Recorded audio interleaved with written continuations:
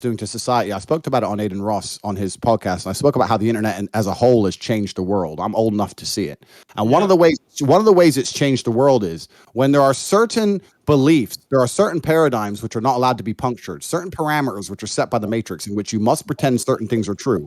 People ignore their own eyes and their own ears because they are afraid of upsetting the matrix. And my point is that a person like you, and I mean this with respect, I'm not here to argue with you. This is a professional debate. A person like you, whose entire income, personality, his importance, his ego, everything relies on a Twitch account. If you lose it, you ain't shit.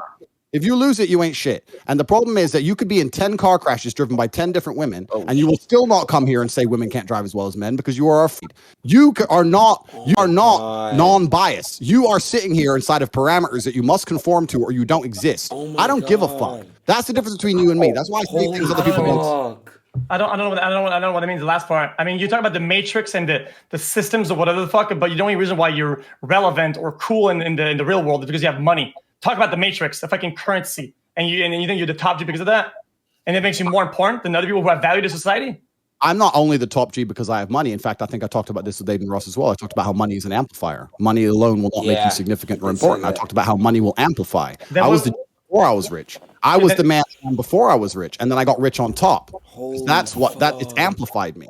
That's all it's done. It hasn't changed who I am. There's plenty of people with lots of money who ain't shit. Okay, so because of the vehicle of my message is Twitch, it's devalidated. It's not that it's devalidated at all, my friend. I think that Twitch is a fantastic.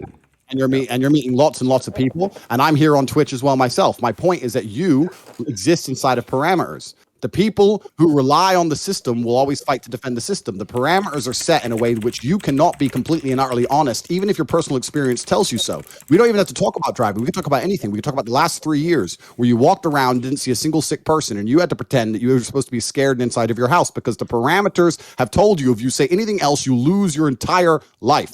And your life is online. This is the reality. Not most people are not allowed to say what they think. Okay, this works both ways, though.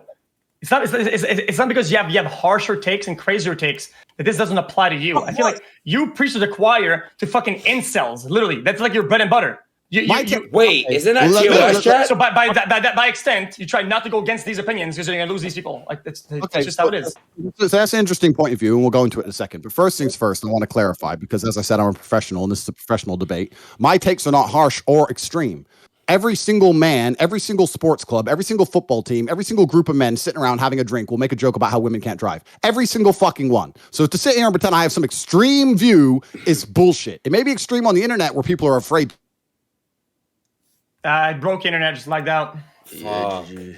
Oh my god, this is getting really good too. Hold on.